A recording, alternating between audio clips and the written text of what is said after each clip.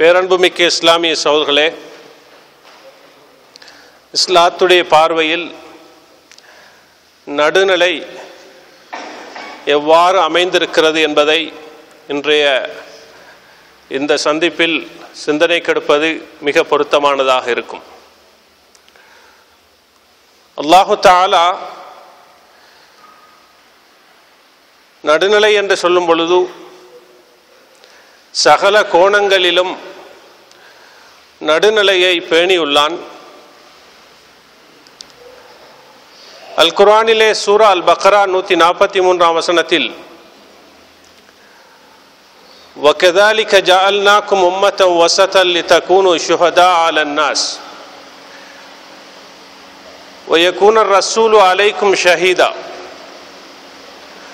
மனிதர்களுக்கு நீங்கள் சாட்சியாளர்களாக இருப்பதற்காக, மேலும் தூதுவர் உங்களுக்கு சாட்சியாளர்களாக இருப்பதற்காக அவ்வாறே உங்களை உம்மத்தன் வசத்தன் நடுநிலையான ஒரு சமூகமாக நாம் ஆக்கியிருக்கிறோம் என்று அல் குர்ஆனில் அல்லாஹ் கூறியிருக்கக்கூடிய இந்த திருமறை வசனம் நடுநிலைமையை பேணுதல் என்பதற்குரிய அடிப்படை விடயமாக உலமாக்களால் எடுத்துக்கொள்ளப்பட்டிருக்கிறது. அல்லாஹு தஆலா இந்த பிரபஞ்சத்தை அமைத்த பொழுது கூட மனித சமூகம் வாழ்வதற்கு நடுநிலையான மிக பொருத்தமான ஒரு கிரகத்தையே அவன் தேர்ந்தெடுத்துள்ளான். ஞாயிற்று தொகுதியில் உள்ள ஏனைய கிரகங்களில் மனிதர்களுடைய அடிப்படை வசதிகள் இல்லாத ஒரு நிலையிலே புவியில் மனிதர்களுக்கு தேவையான நீரும் காற்றும் அவர்கள் நடமாடுவதற்கு ஏதுவான அமைப்பில் உருவான பூமியும், இந்த புவியில் சில பிரதேசம் பாலைவனமாகவும் மற்றும் சில பிரதேசங்கள் பசுமையான பூமியாகவும், சில பகுதிகளில் மனிதர்களுக்கு முத்துக்களையும் ருசியான மாமிச வகைகளையும் அள்ளிக்கொட்டும் கடலையும், மனிதர்கள் குடிப்பதற்கும் குளிப்பதற்குமான நதிகளையும் கிணறுகளையும் குளங்களையும் உள்ளடக்கிய பூமியையும், இவ்வாறு பல கோணங்களிலே அல்லாஹு தஆலா நடுநிலைமையான ஒரு கிரகத்தையே மனிதர்கள் வாழ்வதற்கு இங்கு தேர்ந்தெடுத்திருக்கிறான். இந்த கிரகத்தில் அறவே உஷ்ணம் இல்லாமலும் இல்லை, அல்லது அந்த சூடு அதிகரிக்கக்கூடிய ஒரு நிலையிலும் இந்த புவி இல்லை. அனல் கக்கும் பாலைவனங்கள் என்று சொல்லக்கூடிய உலக நாடுகளில் உள்ள பாலைவனங்களில் கூட உயிரினங்கள் வாழக்கூடிய அமைப்பில் தான் அவைகளுடைய உஷ்ண நிலையை அல்லாஹ் வைத்திருக்கிறான். கடுமையான குளிர்ச்சியான பிரதேசங்கள் என்று சொல்லக்கூடிய வட துருவம் தென் துருவம் போன்ற பகுதிகளில் கூட மிக பொருத்தமான அளவில் தான் நடுநிலையான அமைப்பில் தான் குளிர்ச்சி அல்லாஹ் வைத்திருக்கிறான். மிக அதிகமான குளிர்ச்சி வந்தால் அந்த உயிரினங்கள் நடமாட முடியாத அளவுக்கு கூட ஆகிவிடும். அப்படியான நிலையில் அல்லாஹ் ஆக்கவில்லை. உலகத்துடைய கால சீதோஷ்ண நிலையில் கூட அல்லாஹ் நடுநிலைமையை பேணி இருக்கிறான். உலகின் சில நாடுகளிலே வருடத்தின் 4 காலங்களான வசந்த காலமும் இலையுதிர் காலமும் மாரி காலமும் கோடை காலமும் மாறி மாறி வரக்கூடிய அதே நேரத்தில் சில நாடுகளிலே மாரி காலமும் கோடை காலமும் மாறி மாறி வருகிறது. இந்த காலங்களில் வரக்கூடிய குளிர்ச்சியால் மனிதர்கள் முழுக்க முழுக்க அழிந்து போகாத ஒரு நிலையிலே, அல்லது இந்த காலங்களில் குறிப்பாக அந்த கோடை காலத்தில் வரக்கூடிய குளிர்ச்சியினால் மனிதர்கள் கோடை காலத்தில் வரக்கூடிய அந்த பகல் கால சூட்டினால் மனிதர்கள் உயிரிழந்து போகாத அளவுக்கு அல்லாஹு தஆலா அதனுடைய சூட்டையும் கணக்கான ஒரு அளவான அமைப்பில் வைத்திருப்பது அல்லாஹ் காலநிலையில் கூட சமநிலையை பேணியிருப்பதற்கு மிக சிறந்த உதாரணமாகும். இந்த அடிப்படையிலே இந்த உலகத்தில் வாழக்கூடிய மனித சமூகம் தெய்வீக கோட்பாட்டில் சமநிலையை பேண வேண்டும் என்று இஸ்லாம் சொல்லியிருக்கிறது. உலகத்தில் ஒரு கோணத்தில் நீங்கள் பார்த்தால், கடவுளே இல்லை என்று சொல்லக்கூடிய நாஸ்திகர்களை காண முடியும். அதனை அல்லாஹு தஆலா வரவேற்கவில்லை. இன்னும் ஒரு கோணத்தில் பார்த்தால், இத்தஹது அஹ்பாரஹும் வ ருஹ்பானஹும் மின் தூனில்லாஹ், அல்லாஹ் அன்றி அவர்களுடைய மத தலைவர்களையும்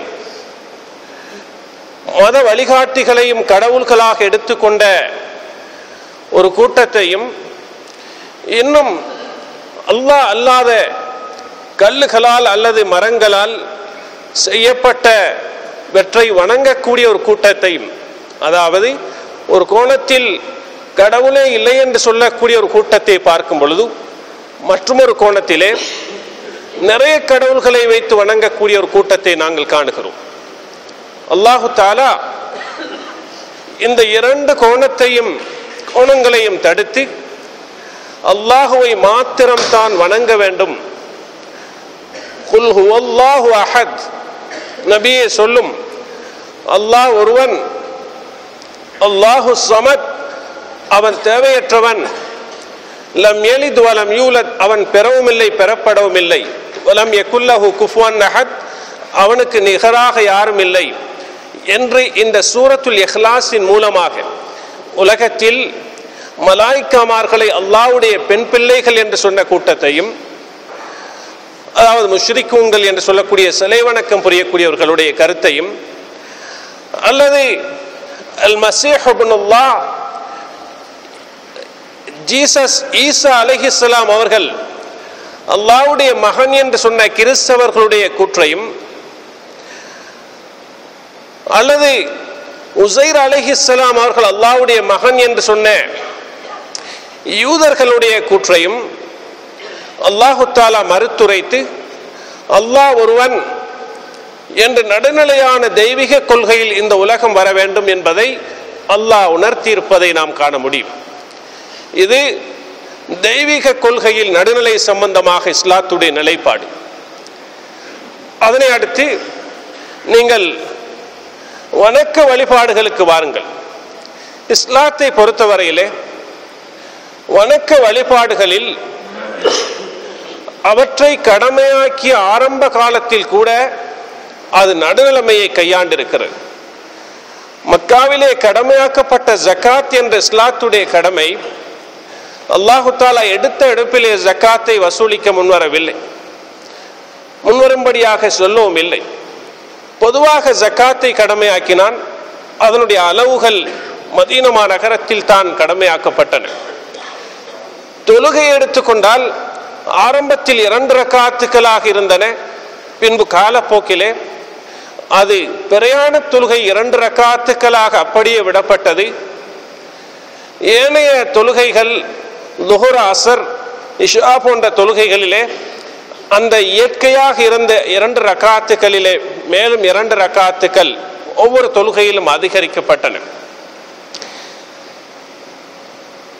பிரயாணத்துடைய தொழுகையில் அல்லாஹ் சலுகையை வைத்திருக்கிறான். பிரயாண தொழுகையை சுருக்கி தொழுவது என்பது அல்லாஹு தஆலா அடியார்களுக்கு கொடுத்த ஒரு சங்கையான ஒரு தர்மம். அந்த தர்மத்தை ஏற்றுக்கொள்ளுங்கள் என்று ரஹ்மத்துல் லில் ஆலமீன் ஸல்லல்லாஹு அலைஹி வஸல்லம் அவர்கள் சொன்னார்கள். நோன்புடைய கடமையை நீங்கள் எடுத்துக்கொண்டால் அல்லாஹு தஆலா இந்த நோன்பிலே நடுநிலையை கையாண்டிருக்கிறான். ரமலானுடைய மாதத்தை அடைந்த மனித சமூகத்தில் உள்ள அனைவரும் நோன்பிருந்துதான் இருந்துதான் ஆக வேண்டும் என்ற சட்டத்தை அல்லாஹ் வைக்கவில்லை. அதில் நடுநிலையை கையாண்டிருக்கிறான். வஅலல்லதீன யுதீகுனஹு ஃபித்யத்துன் தஆமு மிஸ்கீன் வமன் தத்தவ்வா கைரன் ஃபஹுவ கைருல் லஹு வ அன் தஸூமு கைருல் லக்கும் இன் குன்தும் தஅலமூன். ரமலானுடைய மாதத்தில் நோன்பிருப்பதை சிரமமாக காணக்கூடியவர்கள் அவர்கள் ஃபித்யா கொடுத்து கொள்ளலாம், ஒரு ஏழைக்கு உணவளிக்கலாம் என்று அல்லாஹு தஆலா அந்த நோன்பிலே சலுகை வைத்திருக்கிறான். ومن كان منكم مريضا او على سفر فعدة من ايام اخر. யார் உங்களில் நோயாளியாக இருந்தாரோ அல்லது பிரயாணத்தில் இருந்தாரோ அவர் ரமலானிலே நோன்பிருக்காமல் வேறு நாட்களில் நோன்பிருக்கலாம் என்று அல்லாஹு தாலா சலுகை வைத்திருக்கிறான். ரமலானுடைய நோன்புடைய கடமையிலே நடுநிலைமையை கையாண்டிருக்கிறான். நீங்கள் ஹஜ்ஜுடைய கடமை எடுங்கள். வலில்லாஹி அலன் நாஸி ஹஜ்ஜுல் பைத்தி மன் இஸ்ததா இலைஹி சபீலா. உடல் பலமும் பொருளாதார வசதியும் யாரிடத்தில் இருக்குமோ அவர்கள்தான் அல்லாஹ்வுக்காக அந்த வீட்டை நாடி செல்வதை ஹஜ் செய்வது கடமை என்று அல்லாஹ் வைத்திருக்கிறான். இஸ்லாத்திலே முஸ்லிம்கள் அனைவரும் அந்த ஹஜ்ஜை நிறைவேற்றித்தான் ஆக வேண்டும் என்ற சட்டத்தை அல்லாஹ் நடுநிலைமையை பேணாமல் வைத்திருந்தால் இன்று மக்கள் எவ்வளவு கஷ்டப்பட்டிருப்பார்கள். அதை இலேசான அமைப்பிலே முடியுமானவர்கள், வசதி உள்ளவர்கள் அந்த ஹஜ்ஜை செய்யலாம். உடல் பலம் இல்லாவிட்டால் பதில் ஹஜ்ஜு கூட செய்யக்கூடிய ஒரு நிலையை அல்லாஹு தாலா ஏற்படுத்தி இருப்பது அவன் இஸ்லாத்துடைய கடமைகள் வைத்திருக்கக்கூடிய நளினமான ஒரு தன்மையாகும். நீங்கள் குடும்ப வாழ்க்கையை எடுத்து பாருங்கள். திருமண விடயத்தை எடுத்துக்கொண்டால் உலகத்தில் ஒரு சாரார்,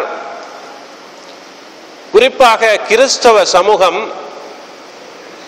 அவர்கள் திருமணம் செய்வதை அவர்கள் முற்றுமுழுதாக தடுத்து கொண்டார்கள்.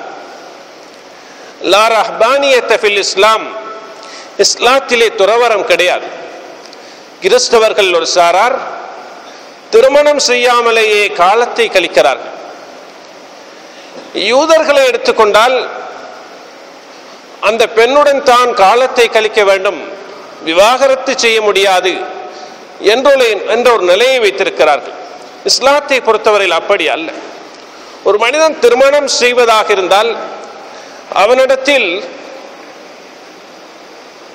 யா மாஷர ஷபாப் மன் இஸ்ததா மின்குமுல் பாஅத ஃபல்யதஸவ்வஜ், வாலிப சமூகமே, உங்களிடத்தில் திருமணத்துக்குரிய சக்தி, பொருளாதார சக்தி, உடல் ஆசை இவைகள் இருந்தால் திருமணம் செய்யுங்கள் என்றுதான் இஸ்லாம் சட்டம் வைத்திருக்கிறது. திருமணம் செய்தால் அந்த குறிப்பிட்ட பெண்ணுடன் தான் அவன் மரணம் வரைக்கும் வாழ்ந்து காலத்தை கழிக்க வேண்டும் என்ற கட்டாயமான சட்டத்தை இஸ்லாம் வைக்கவில்லை.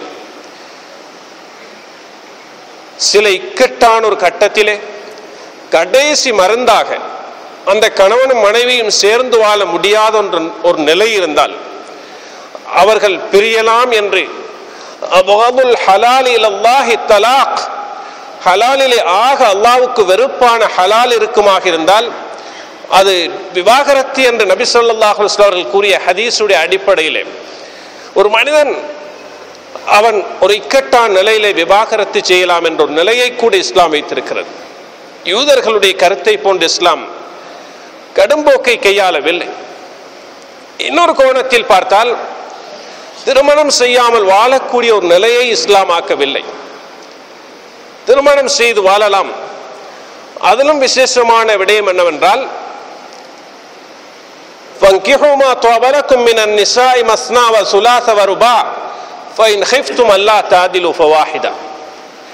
நீங்கள் இரண்டாக, மூன்றாக, நான்காக நீங்கள் திருமணம் செய்யுங்கள் என்று இஸ்லாம் கூறிய அதே நேரத்திலே நீதமாக நடக்க முடியவில்லை என்றால், நடுநிலைமையை கையாண்டு அந்த மனைவிமார்கள் மத்தியிலே நீதமாக உங்களால் நடக்க முடியாது என்றிருந்தால் நீங்கள் ஒரு திருமணம் செய்வதுதான் பொருத்தம் என்று அல் குர்ஆன் சொல்லியிருக்கிறது. இல்லற வாழ்க்கையில் இன்னும் ஒரு படி மேலே சென்று பார்த்தால் கணவனுக்கு மனைவிக்கு மத்தியில் பிரச்சனை ஏற்படும் பொழுது அந்த பிரச்சனையை தீர்ப்பதற்கு அனுப்பப்படக்கூடியவர்கள் உடனடியாக வன் செயலை கையாண்டு இந்த காலத்தில் கணவன் மனைவி பிரச்சனை வரும் பொழுது சூனியம் ஏனைய செயற்பாடுகளை செய்து அந்த கணவனும் மனைவியையும் அப்படியே இறுக முடிச்சு போடக்கூடியவைகளை செய்யும்படியாக அவ்வாறு செய்யக்கூடியவர்களையோ அல்லது போன போக்கிலேயே அந்த கணவன் மனைவியை பிரித்து வைக்கக்கூடியவர்களை அனுப்பும்படியாக இஸ்லாம் சொல்லவில்லை. நடுநிலையானவர்கள் ஃபபாசு ஹக்கமம் மின் அஹ்லிஹி வ ஹக்கமம் மின் அஹ்லிஹா,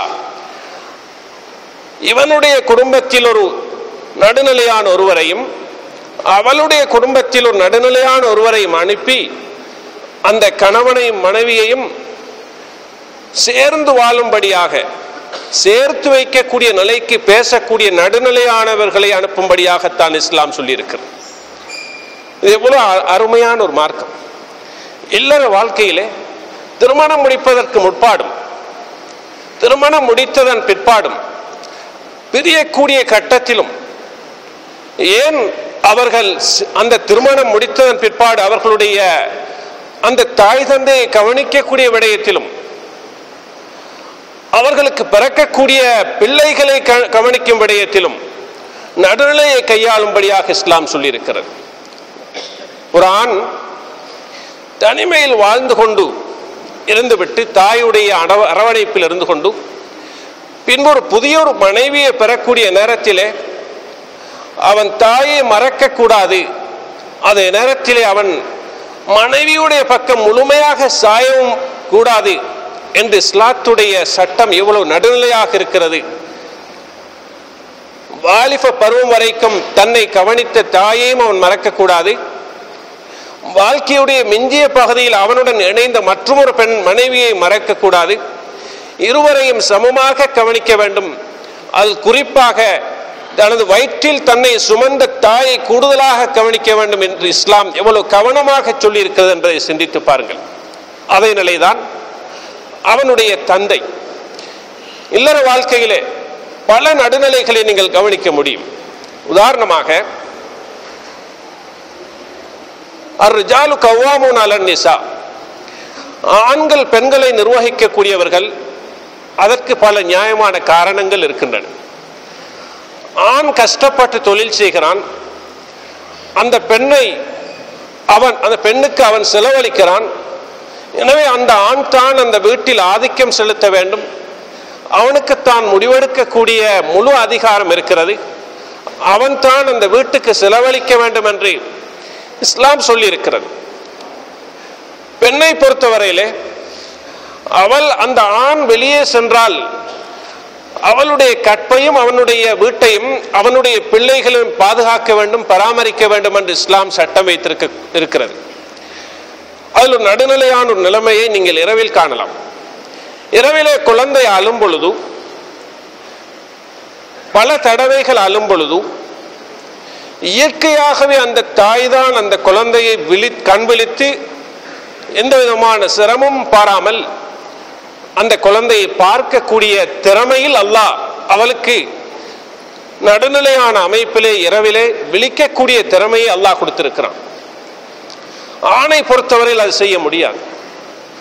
ஆண் பகல் காலத்தில் தொழிலுக்கு செல்ல வேண்டும். எனவேதான் நான் இரவு காலத்திலே அவன் கட்டாயமாக அவன் தூங்கி ஓய்வெடுக்க வேண்டும். அல்லாஹ்வுக்கு சுப்ஹானஹு வ தஆலா இதில் எவ்வாறு அந்த இரவு நேரத்தில் நீதத்தை கையாண்டிருக்கிறான், நடுநிலைமையை கையாண்டிருக்கிறான் என்பதை உளவியல் ரீதியாக நீங்கள் சிந்தித்து பாருங்கள். ஒரு ஆணுக்கு வீட்டிலே 24 மணித்தியாலங்களும் இருக்கவே முடியாது. அவன் அதற்காக பிறந்தவனும் அல்ல. இரவு நேரத்தில் அவன் ஓய்வுக்காக வந்தவன். பகல் காலத்தில் பூமியில் பறந்து சென்று அவன் அல்லாஹ்வுடைய ரிஸ்கை தேட வேண்டும், அல்லாஹ்வுடைய தீனுடைய பணியில் ஈடுபட வேண்டும். அது அவனுக்கு அல்லாஹ் ஏற்படுத்திய இயற்கை. ஒரு பெண்ணை பொறுத்தவரையிலே அவளுக்கு 24 மணித்தியாலங்களும் வீட்டுக்குள் இருக்க முடியும். அந்த இயற்கையில் தான் அந்த பெண்ணை அல்லாஹ் படைத்திருக்கிறான். அந்த பெண்ணால் வீட்டுக்கு வெளியே முழுக்க முழுக்க நடமாட முடியாது. அதன் காரணமாகத்தான்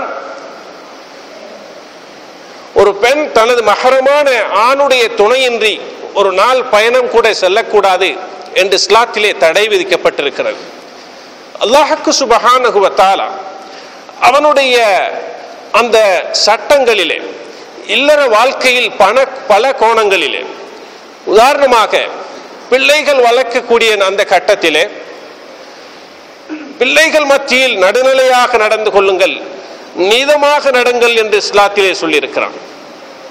நபி அவர்கள் சொன்னார்கள், யா அதிலு பைனா அபனாயிக்கும், யா அதிலு பைனா அபனாயிக்கும், யா அதிலு பைனா அபனாயிக்கும். உங்களுடைய ஆண் மக்கள் மத்தியில், உங்களுடைய பிள்ளைகள் மத்தியில் பொதுவாக நீங்கள் நீதமாக நடந்து கொள்ளுங்கள். உங்களுடைய பிள்ளைகள் மத்தியில் நீங்கள் நீதமாக நடங்கள், உங்களுடைய பிள்ளைகள் மத்தியில் நீங்கள் நீதமாக நடந்து கொள்ளுங்கள் என்று நபி ஸல்லல்லாஹு அலைஹி வஸல்லம் 3 தடவை இந்த விடயத்தை ஏன் சொன்னார்கள்? ஒரு விடயத்தை நபி அவர்கள் 3 தடவை சொன்னால் அது மிக முக்கியமானதாக இருக்கும். நீதமாக நடக்க வேண்டும், நடுநிலையாக பிள்ளைகளுடன் கூட நாங்கள் நடந்து கொள்ள வேண்டும். எங்களுக்கு அல்லாஹ்வுக்கு சுப்ஹானஹு வ தஆலா செல்வத்தை தந்தால் அந்த செல்வத்தை அல்லாஹ்வுடைய பாதையில் நாங்கள் தர்மம் செய்கிறோம். தர்மத்துடைய விடயத்தில் கூட உறவினர்களுக்கு தர்மம் செய்தால் 2 விதமான நன்மை கிடைக்கும். தர்மம் செய்த நன்மை, அடுத்ததாக உறவினர்களுடன் சேர்ந்து நடந்த நன்மை. அல்லாஹு தஆலா தர்மத்தில் கூட நடுநிலையை கையாளும்படியாக, அதாவது நாம் செலவழிக்கும் பொழுது எல்லை மீறி யார் யாருக்கோ கொடுத்து விடக்கூடாது, அல்லது உறவினர்களுக்கு மாத்திரம் தான் கொடுக்கவும் கூடாது. வஅம்ம ஸாயில ஃபலா தன்ஹர், கேட்டு வரக்கூடியவனை விரட்டாது என்று அல்லாஹ் பொதுப்படையாக தர்மத்தை பற்றி சொல்லி, வகல்லா ரப்புக அல்லா தஅபுது இல்லா இய்யாஹு வபில் வாலிதைனி இஹ்சானா வபிதில் குர்பா என்று அல்லாஹு தஆலா அவனையே வணங்கும்படியாகவும் பெற்றோர்களுக்கு உபகாரம் செய்யும்படியாகவும் உறவினர்களுக்கு உபகாரம் செய்யும்படியாகவும் குறிப்பாக சொல்லியிருக்கிறான். எனவே இதில் எல்லை மீறி கஞ்சத்தனம் இருக்கவும் கூடாது, அல்லது அளவுக்கு அதிகமாக உறவினர்களை மறந்து நாங்கள் தர்மம் செய்யவும் கூடாது. அதில் கூட நாங்கள் நடுநிலையை கையாள வேண்டும் என்று இஸ்லாம் சொல்லி இருக்கிறது. அது மாத்திரமல்ல, இஸ்லாத்துடைய அந்த சட்டத்திட்டங்களில் நீங்கள் கொடுக்கல் வாங்கலை உதாரணமாக எடுத்துக்கொள்ளுங்கள். இன்னல்லாஹ யுஹிப்புல் அப்தல் முஹ்தரிஃப், தொழில் செய்யும் அடியானை அல்லாஹ் நேசிக்கிறான் என்று ரசூலுல்லாஹி ஸல்லல்லாஹு அலைஹி வஸல்லம் சொன்னார்கள். ஒரு மனிதன் சோம்பேறியாக இருக்கவே கூடாது. உமர் இப்னு கத்தாப் ரலியல்லாஹு அன்ஹு அவர்கள் ஒரு கூட்டத்தை நடந்து சென்றார்கள். நீங்கள் யார் என்று கேட்ட பொழுது, நாங்கள் அல்லாஹ் மீது தவக்குல் வைத்தவர்கள் என்று அவர்கள் சொன்னார்கள். உமர் ரலியல்லாஹு அன்ஹு அவர்கள் சொன்னார்கள், நீங்கள் பொய் சொல்கிறீர்கள்.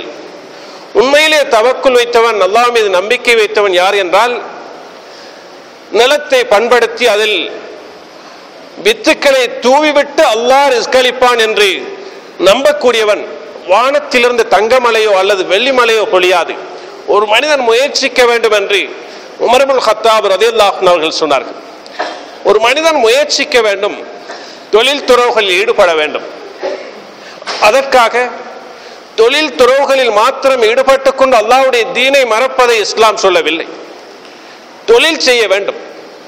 முஸ்லிம்களை பொறுத்தவரையிலே சிலர் நம்பிக்கொண்டிருக்கிறார்கள், மனைவி மக்களை கவனிப்பதும் பெற்றோர்களை கவனிப்பதும் உறவினர்களுக்கு உதவி செய்வதற்காக வியாபாரத்திலோ அல்லது விவசாயத்திலோ அல்லது கூலி வேலையிலோ ஏதாவது தொழில்துறையில் ஈடுபடுவது தீன் மார்க்கம் என்று சொல்லிக்கொண்டு, மார்க்கத்துடைய அடுத்த பகுதியான தொழுகை, நோன்பு, ஜக்காத் வசதி இருந்தால் அந்த ஜக்காத்துடன் ஹஜ், இஸ்லாத்துடைய ஏனைய செயற்பாடுகளை விட்டுவிட்டு ஒரு பகுதியை மாத்திரம் செய்யக்கூடியவர்கள் முஸ்லிம்கள் இருக்கிறார்கள்.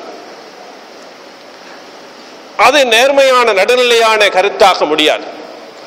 ஒரு மனிதன் தொழில் செய்ய வேண்டும், அது இஸ்லாத்துடைய ஒரு பகுதி.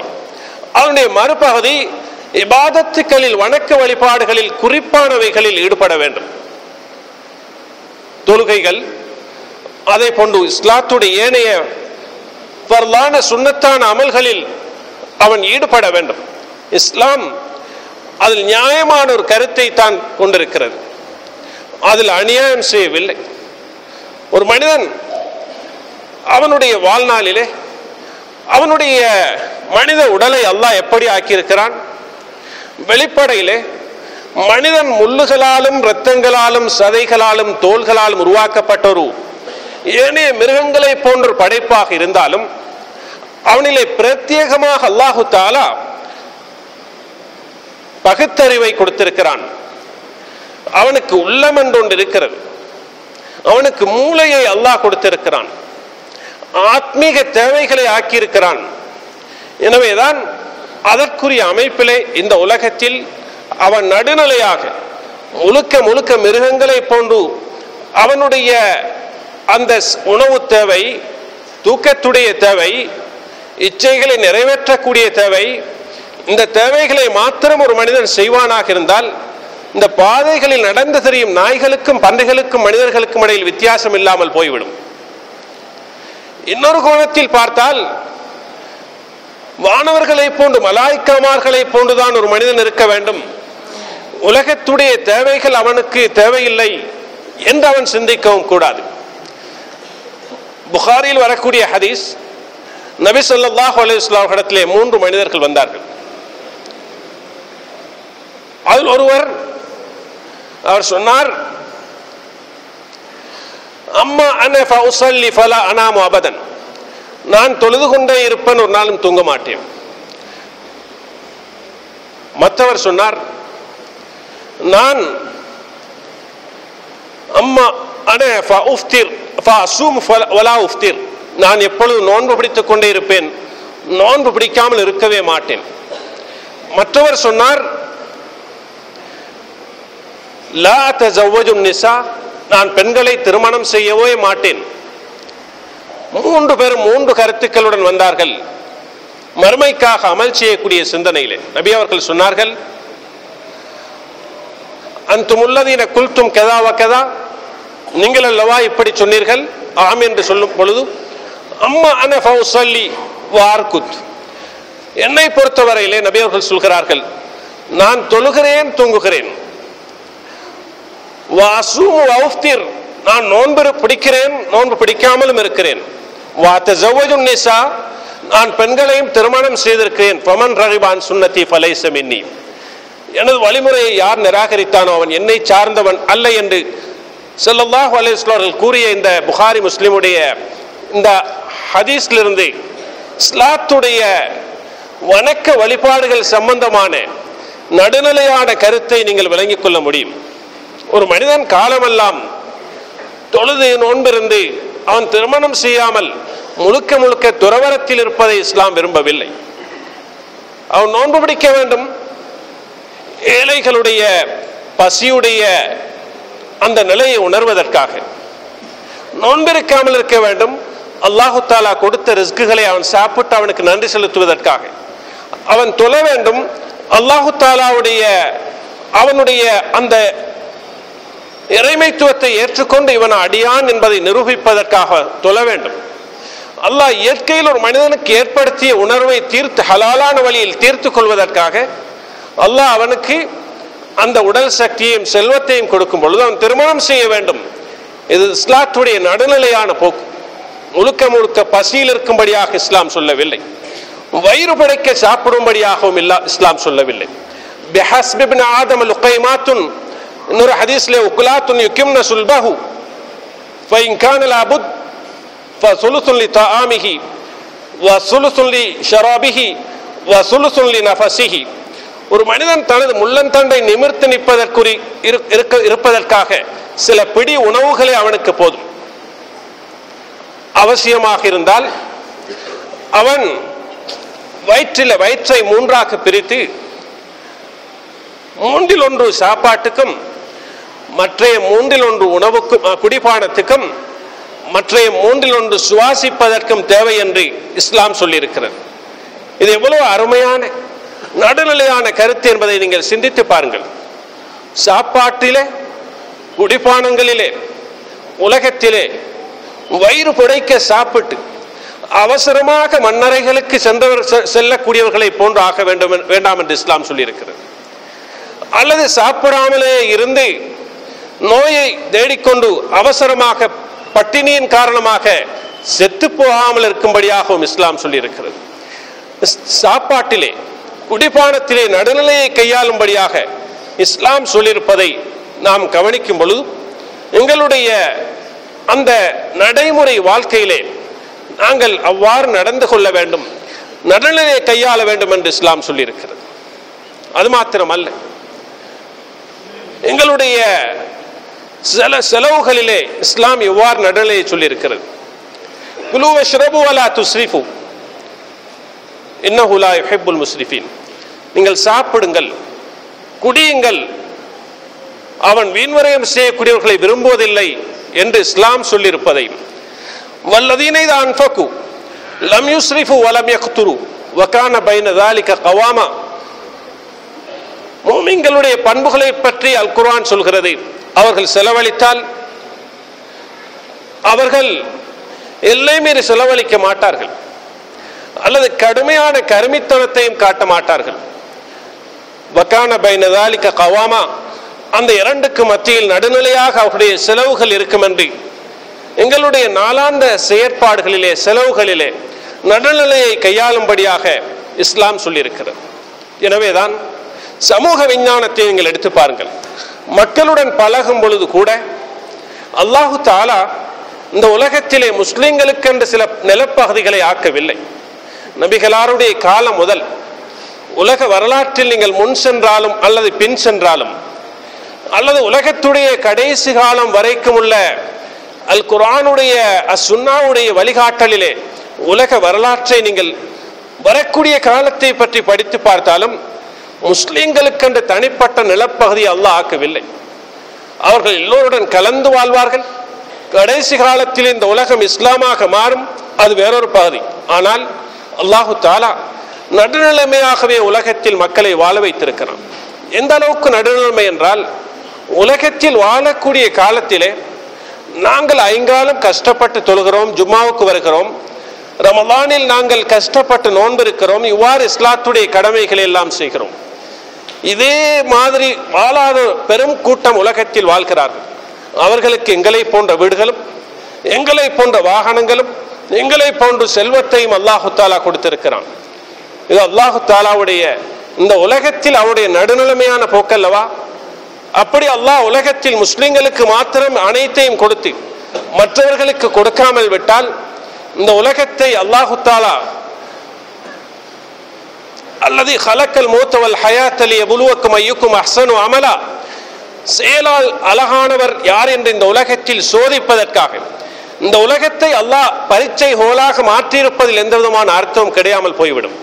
ஷைத்தான்கள் ஒரு பக்கம், நபிமார்களும் நபிமார்களுடைய வாரிசுகளும் தாயிகளும் மற்றொரு பக்கம்.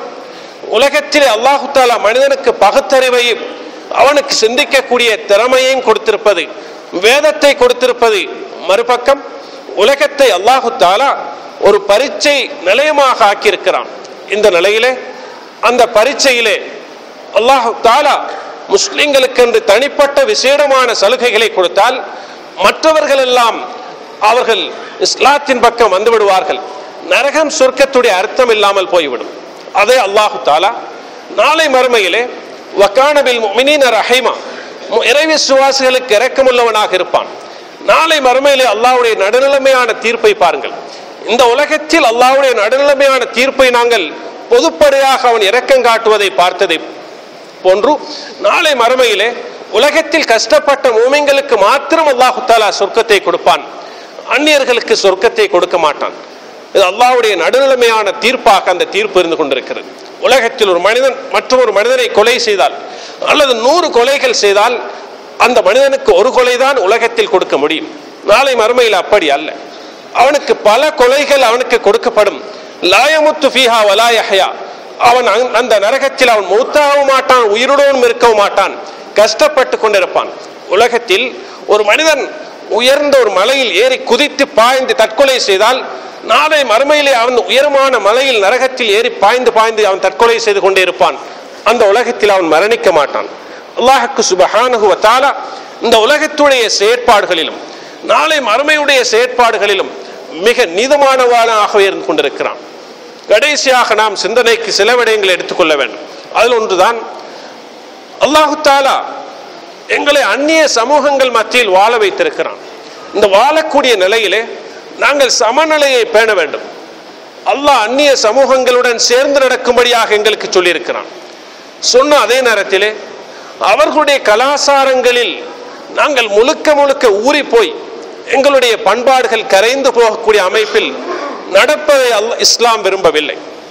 இன்னும் ஒரு கோணத்தில் பார்த்தால், சிலை வணக்கம் புரியக்கூடியவர்கள் இன்னமல் முஸ்ரிகூன நஜசுன், சிலை வணக்கம் புரியக்கூடியவர்கள் அசிங்கமானவர்கள், அவர்களுடைய வீடுகளுக்கு நாங்கள் செல்லக்கூடாது, அவர்களுடன் கூட வாகனங்களில் பயணம் செல்லக்கூடாது, அவர்களுடன் நாங்கள் உறவாடக்கூடாது என்று இஸ்லாம் சட்டம் வைக்கவில்லை. சூரா அல் மும்தஹினாவை நீங்கள் கவனமாக படித்து பார்த்தால் அந்நிய சமூகங்களுடன் சேர வேண்டிய ஒழுக்கங்களை அல்லாஹ் எமக்கு சொல்லி தந்திருக்கிறான். முழுக்க முழுக்க அவர்களுடன் சேர்ந்த எங்களுடைய நாகரிகங்களை, பண்பாடுகளை, இஸ்லாத்துடைய தனித்துவத்தை நாங்கள் இழக்கவும் கூடாது, அல்லது முழுக்க முழுக்க அவர்களை மிருகங்களை போன்று நாங்கள் நினைத்து அவர்கள் ஒதுங்கி நடக்கவும் கூடாது. இரண்டுக்கு மத்தியில் ஒரு நடுநிலையான போக்காக எங்களுடைய போக்கு இருக்க வேண்டும். அடுத்ததாக கொள்கை விவகாரங்களிலே அல்லாஹ்வுக்கு சுப்ஹானஹு வ தஆலா இஸ்லாத்துடைய சட்டதிட்டங்களை நபியுல்லாஹி ஆதம் அலைஹிஸ்ஸலாம் அவர்களுடைய காலத்திலிருந்து சொல்ல ஆரம்பித்தது முதல் இன்று வரைக்கும் இஸ்லாத்திலே கருத்து வேறுபாடு இருக்கிறது. லா யஸாலூன முக்தலிஃபின், அவர்கள் கருத்து வேறுபாடு கொண்டவர்களாகவே இருப்பார்கள் என்று இஸ்லாம் சொல்லியிருக்கு, குர்ஆன் சொல்கிறது. இந்த அடிப்படையிலே நாங்கள் இஸ்லாத்தில் கருத்து வேறுபாடுகள் இருந்து கொண்டே இருக்கும். ஆனால் இஸ்லாத்தில் கருத்து வேறுபாடுகள் வரக்கூடிய நேரத்திலே நாங்கள் எல்லை மீறி ஒரு சாராரின் பக்கம் சாய்ந்து மற்ற முஸ்லிம்களை நாங்கள் மதம் மாறியவர்கள், அவர்கள் முஸ்லிம்கள் அல்ல என்று கடும்போக்கான கருத்துக்களை கூறுவதிலிருந்து நாங்கள் மிக கவனமாக இருக்க வேண்டும். இஸ்லாத்திலே கடும்போக்கை கையாண்டவர்கள் அழிந்து போனார்கள் என்று நபி ஸல்லல்லாஹு அலைஹி வஸல்லம் ஹதீஸிலே சொல்லியிருக்கிறார். எனவேதான் எங்களுடைய இஸ்லாத்துடைய இஸ்லாமிய மார்க்கத்துக்குள் இருக்கக்கூடிய சில அமைப்புகளில் கூட சிறு சிறு கருத்து வேறுபாடுகள் இருந்தாலும் நாங்கள் நடுநிலையான போக்குகளை கையாண்டு நாங்கள் ஒற்றுமையாக இருப்பதை, வஅதஸிமு பிஹப்லில்லாஹி ஜமீஆ, அல்லாஹ்வுடைய குர்ஆன் என்று சொல்லக்கூடிய ஒற்றுமை என்னும் கயிற்றை நாங்கள் பலமாக பற்றி பிடித்து நாங்கள் ஒற்றுமையாக வாழ வேண்டும். அதுதான் நடுநிலைமையான போக்கு. முழுக்க முழுக்க நாங்கள் முஸ்லிம்களை வெறுத்து வாழவும் கூடாது, அல்லது நாங்கள் முழுக்க முழுக்க அனைத்துமே ஒன்று என்று சொல்லக்கூடிய நிலைக்கும் நாங்கள் வரக்கூடாது என்ற விடயத்தை இன்றைய சிந்தனைக்கு நாங்கள் எடுப்போமாக. எனவேதான் அல்லாஹ்வுக்கு சுப்ஹானஹு வ தஆலா இஸ்லாத்துடைய கொள்கை விவகாரங்களிலும், வணக்க வழிபாடுகளிலும், கொடுக்கல் வாங்கல்களிலும், குடும்ப வாழ்க்கையிலும், சகல பகுதிகளிலும் நடுநிலை கையாளும்படியாக இஸ்லாத்திலே சொல்லியிருக்கிறான். எனவே அதனை நாங்கள் பின்பற்றி வாழ்வதற்கு எம் அனைவருக்கும் அல்லாஹு தஆலா தௌஃபீக் செய்வானாக.